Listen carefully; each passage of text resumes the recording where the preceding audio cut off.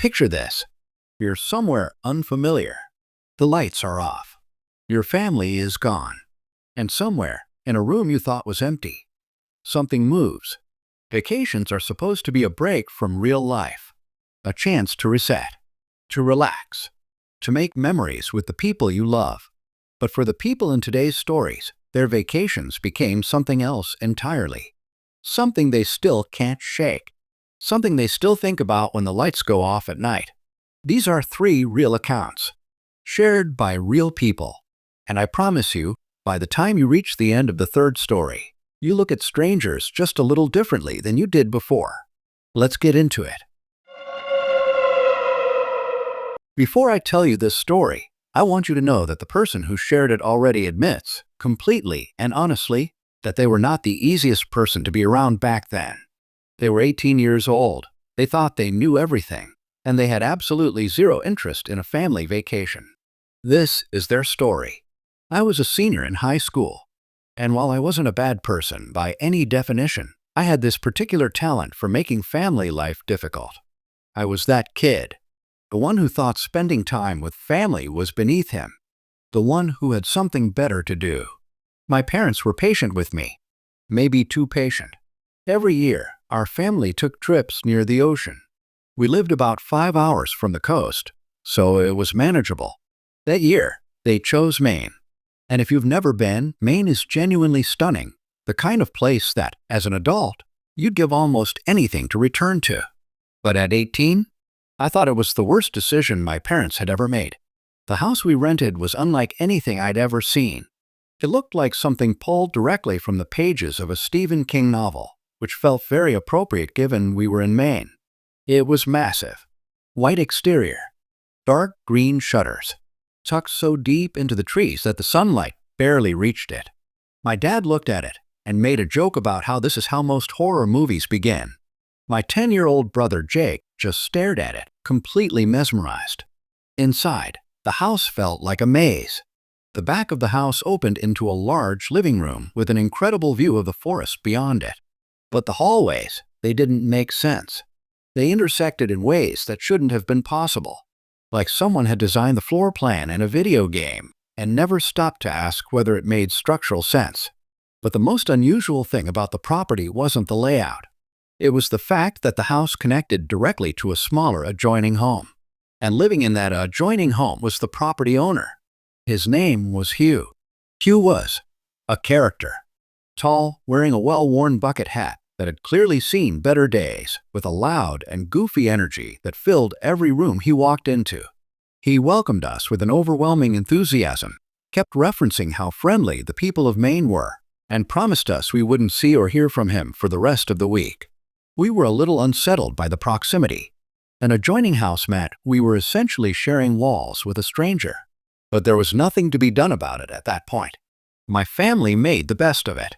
I, on the other hand, spent the rest of that evening complaining and looking for any excuse to go home. The next morning, my parents announced a family hike. I refused. After some back and forth, they gave in and let me stay behind. The real reason I didn't want to go is that I just started dating a girl. I'll call her Danny, and I wanted to talk to her. A hiking trail meant no cell service. So I stayed behind to text my high school girlfriend while my family spent the morning outdoors. Not my finest moment. I was telling Danny about the house, the strange layout, the hallways that didn't quite add up, and when I mentioned the adjoining door that connected to Hugh's side, she didn't believe me. So I decided to prove it.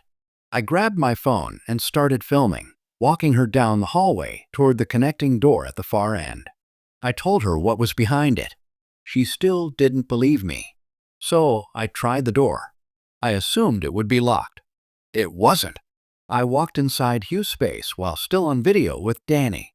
It was a small, ordinary room, a couch, a television, nothing remarkable. And then I heard a door close somewhere deeper inside the house. I panicked immediately and sprinted back to our side of the property. A few minutes later, there was a knock at the door. It was Hugh, still cheerful, still goofy. He asked me, with a smirk on his face, why I had been filming inside his home. I tried to tell him I'd gotten lost. He didn't buy it, and he also mentioned, almost casually, that he had cameras throughout his home, and that he'd received an alert the moment that connecting door opened. He'd watched the footage. He had me on camera, phone flashlight sweeping across his living room. I told him the truth. He laughed. He made some comment about how people in Maine don't lock their doors. I laughed awkwardly, made an excuse to end the conversation, and closed the door behind him. Then I locked it immediately. And because Danny was still worried about the whole situation, I dragged a large, heavy wooden chair across the hall and propped it firmly against the door as a makeshift barrier. If Maine didn't lock doors, I was going to be the exception. When my family got back from the hike, I told them about the encounter with Hugh. They were less worried about Hugh and more upset that I'd walked into a stranger's home without permission. They were right to be. But in typical 18-year-old fashion, I still found a way to be defensive about it. That evening, my parents said we were going out for dinner. I refused again. They were still frustrated with me, so they didn't push. They said they'd bring food back, and the three of them left. The sun went down quickly. From the windows, I could see absolutely nothing beyond the glass. The darkness outside was total, the kind of dark you only get when you're deep in the trees with no nearby streetlights. I sat on the couch and texted Danny. Then I heard it. A loud crash. It came from the far end of the hallway, the same hallway where I'd barricaded the connecting door. I froze. Then my mind started working through the possibilities. The crash sounded heavy. It sounded like something large had fallen over, and the only large thing I'd placed at the end of that hallway was a wooden chair. My first thought was that Hugh was trying to push through from his side. I moved carefully toward the hallway, wanting to see what was happening before whatever was happening saw me. It was too dark to see clearly. I reached for the light switch and flipped it on. The chair was on the ground, and lying on the floor beside it was a backpack. A backpack that was not mine. I did not wait.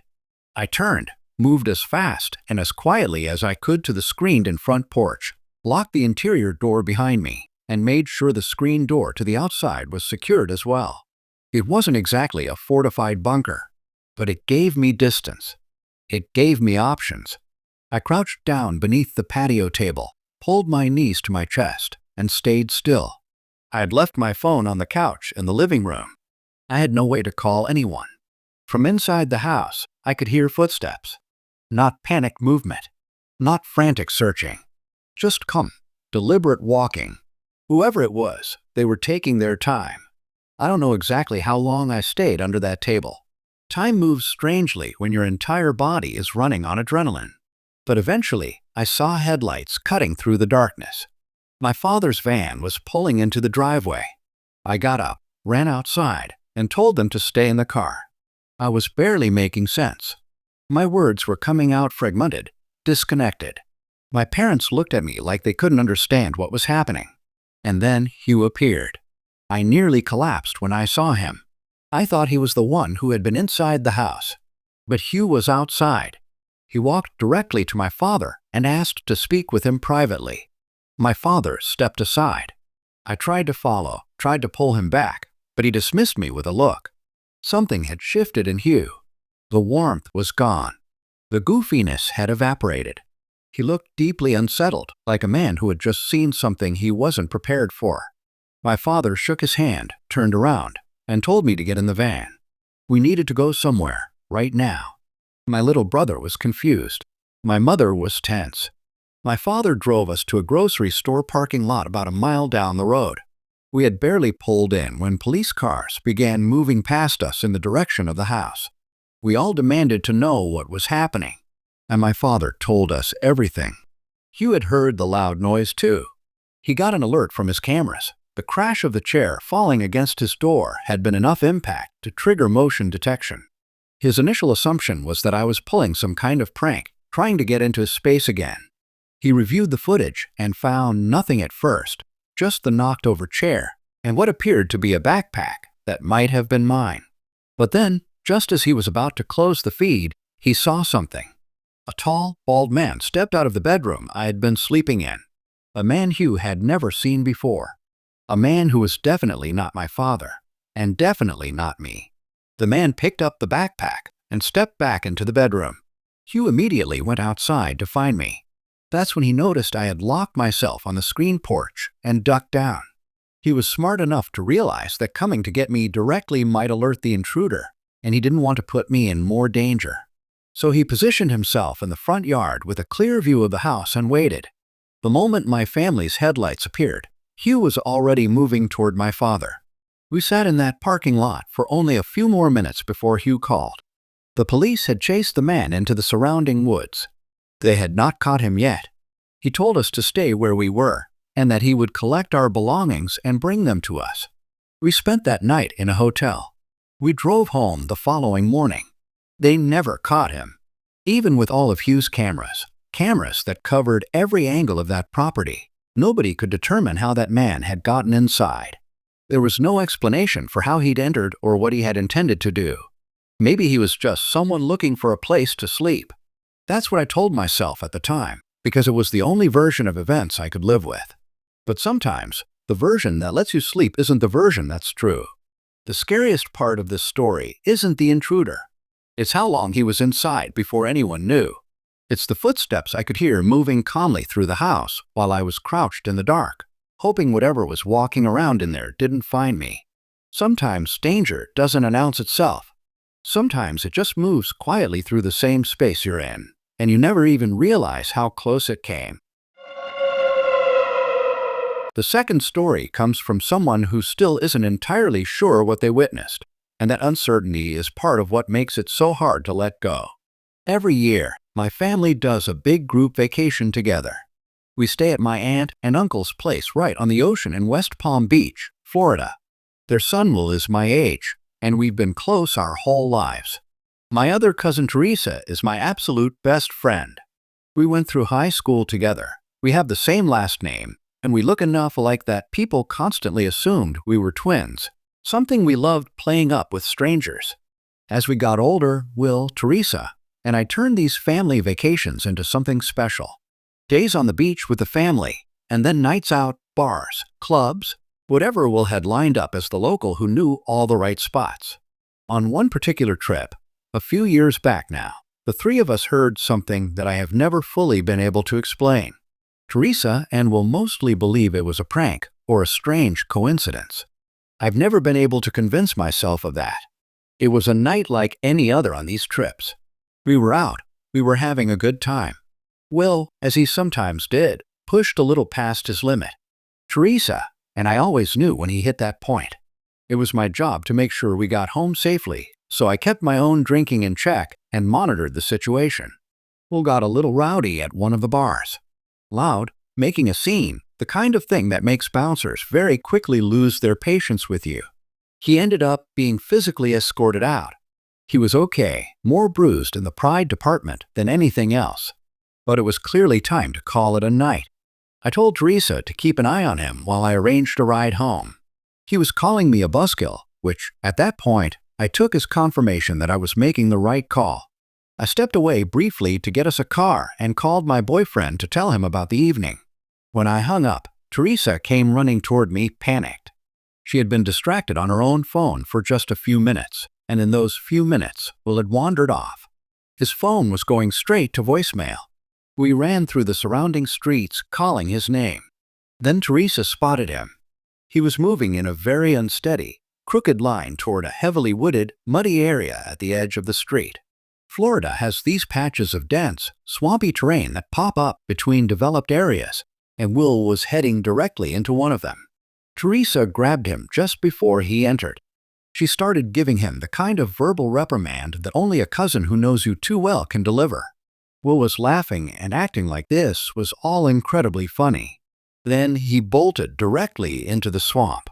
I don't know if it was the adrenaline or just sheer frustration, but Teresa and I both sprinted in after him without thinking twice.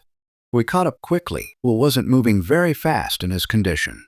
Using our phone flashlights to navigate, we could see just how thick and wet and messy the terrain was. Our feet were already soaked through with mud. As we started steering Will back toward the tree line, he suddenly stopped. He held up his hand and told us to be quiet. This was not the Will of 10 seconds ago. The goofiness was completely gone. He ducked down, and his expression shifted into something I hadn't seen from him all night, genuine alarm. Before either of us could speak, he told us again, "Be quiet." And then we heard it, screaming, coming from somewhere deeper in the swamp. Not casual screaming, not the kind of noise you hear outside bars on a busy night. These were screams unlike any I had heard before or have heard since. They were raw and desperate in a way that is very difficult to describe. They echoed through the trees and seemed to come from everywhere at once, making it impossible to pinpoint a direction. The three of us did not move. We crouched in the mud and stayed as still as we possibly could while those sounds moved through the dark around us. We stayed like that for what felt like a very long time. Then, as abruptly as they began, the screaming stopped. We waited at least another 15 minutes before any of us moved. Then we ran.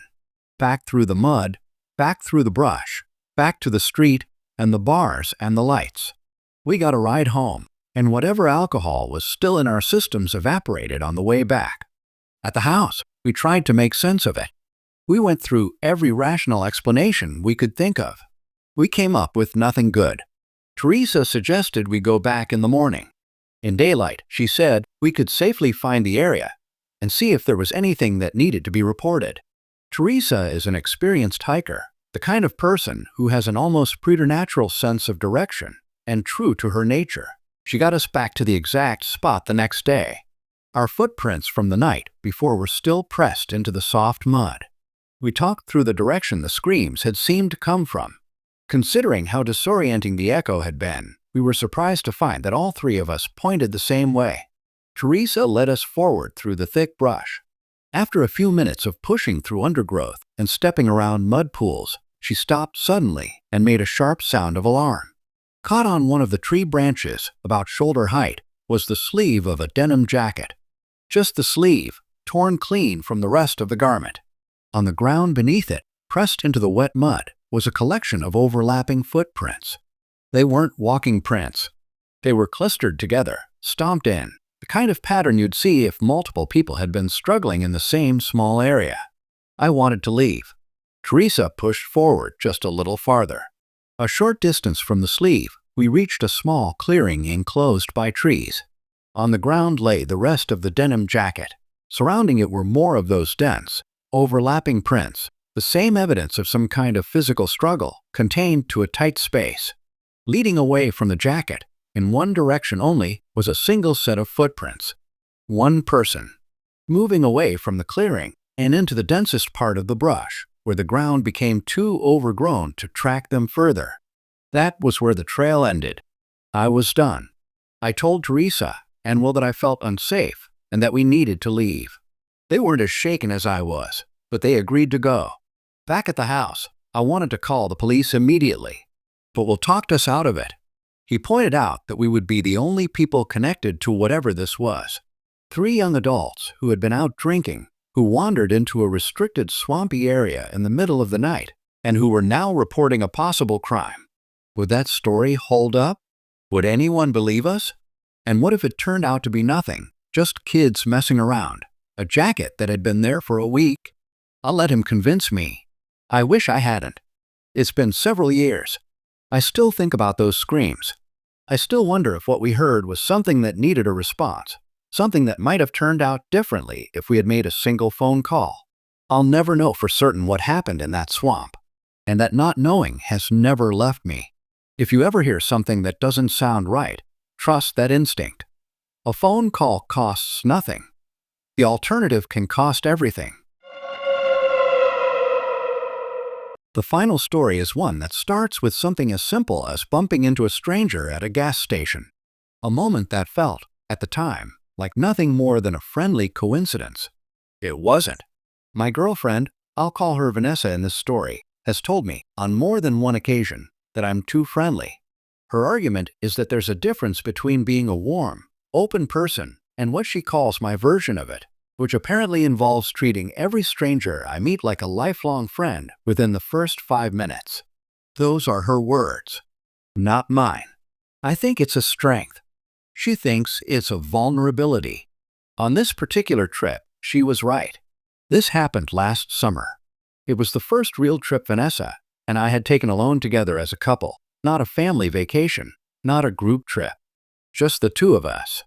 We chose Ocean City, Maryland, a classic coastal town with beachfront condos, good restaurants, and that easy, relaxed summer energy. I'd gone there as a kid with my family, and I was excited to see it through adult eyes. We were about 20 minutes from our condo when I pulled into a gas station to fill the tank and grab some drinks. Inside, a guy walked into me and immediately apologized with this genuine, disarming energy. I told him it was completely fine, probably my fault anyway. He introduced himself as Henry. Henry was a likable person. Good-looking, approachable, direct eye contact. He had this relaxed confidence that made conversation feel natural. We talked for a couple of minutes while waiting in line, and I mentioned we were heading to Ocean City. He lit up and said that he and his girlfriend were heading there as well. I told him the name of the condo complex we were staying at, and he smiled and said he was pretty sure they were going to be nearby. I was genuinely excited. I love meeting people. Henry asked to exchange numbers, and I handed mine over without hesitation. I told him to reach out sometime during the week. Maybe we could meet on the beach or grab dinner one night. We shook hands, said our goodbyes, and went our separate ways.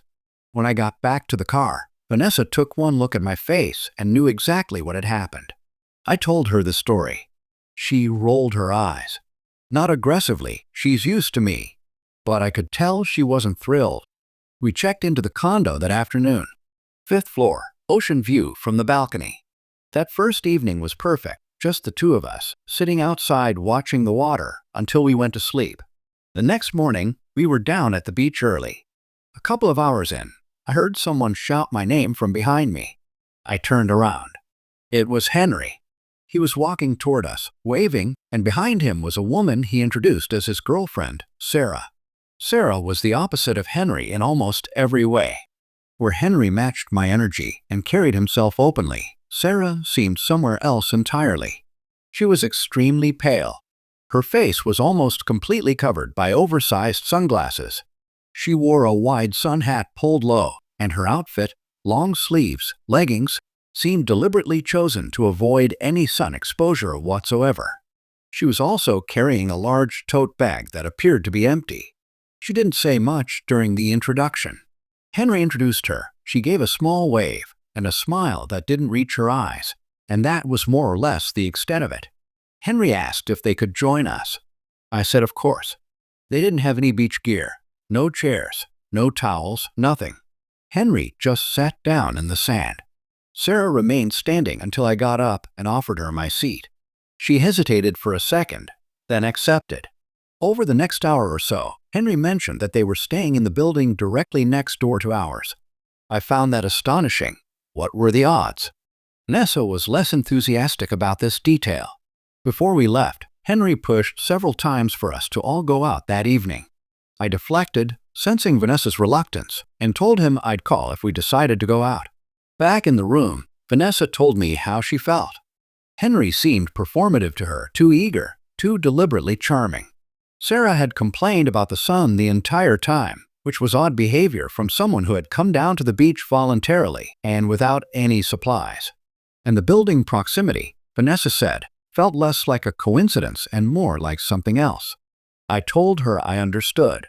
I wouldn't call Henry for the rest of the trip. That night, I was out on the balcony.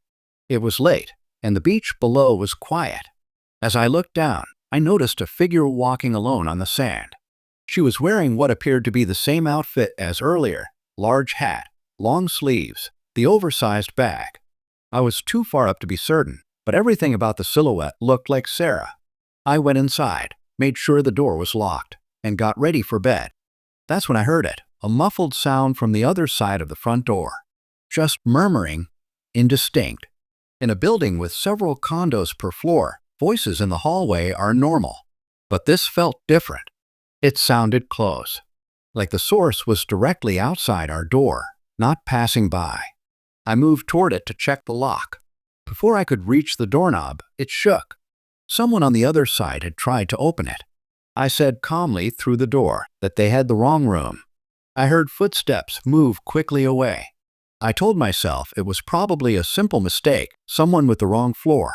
someone who had been out too late. I stayed awake a little while longer to make sure nothing further happened. The rest of the night was quiet. The next day, Henry and Sarah appeared on the beach again. Same location, same timing, same clothes. And I mean exactly the same clothes. Both of them. Not beach attire. The exact outfits I had seen them in the day before. We didn't stay long. I told Henry we were heading back up for a while and would probably go to dinner. He seemed overly enthusiastic about the possibility of meeting up for a drink later. I gave him the same non-committal answer as before. Back in the room, while Vanessa was getting ready, I looked out from the balcony and saw something that I found strange. Sarah was standing on the ground level, right where our building met the beach, facing the ocean alone. Henry was nowhere near her. A few minutes passed, and then Henry emerged from what appeared to be the lower entrance of our building. He walked over to Sarah. There was some kind of exchange between them, animated, tense. He appeared frustrated, gesturing with his hands. Then he walked off in the opposite direction. Sarah waited a few seconds, then followed. I didn't say anything to Vanessa about it. We went to dinner, had a good evening, and started walking back to the condo afterward. My phone rang. Henry. I didn't answer. Closer to the building, it rang again. Henry. Vanessa told me to just text him and end it. Tell him we were heading to bed. I did.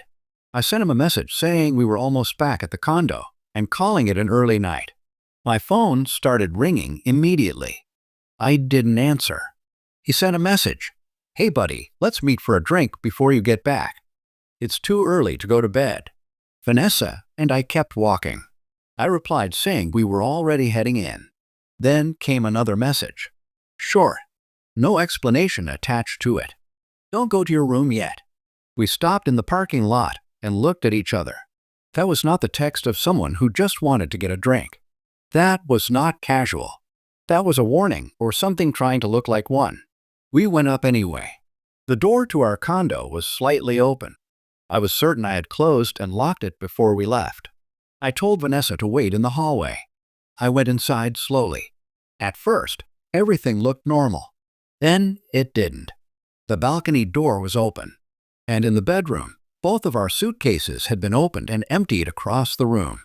Someone had gone through everything. Only 3 things were gone. A pair of sneakers I had brought, Vanessa's bathing suit, and a printed photograph of the 2 of us that we had left on the bedroom dresser. We called the police.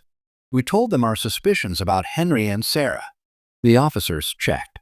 The condo next door had no record of anyone named Henry as a guest. The only woman named Sarah in the building was someone else entirely.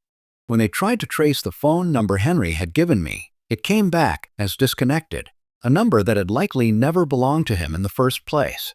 The local police told us that while it wasn't a frequent occurrence in that area, tourists were occasionally targeted by people specifically looking to take advantage of their unfamiliarity with the area.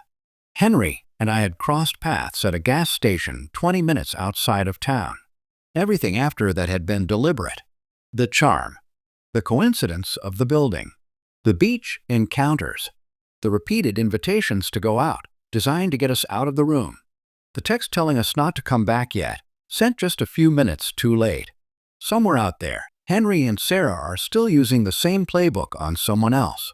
And the only reason I tell this story is so that when you meet someone who seems a little too friendly, a little too convenient, a little too interested in where you're staying and what your schedule looks like, you remember this. Trust your instincts. Trust the people beside you who notice what you miss. And if someone you just met tells you not to go back to your room, listen.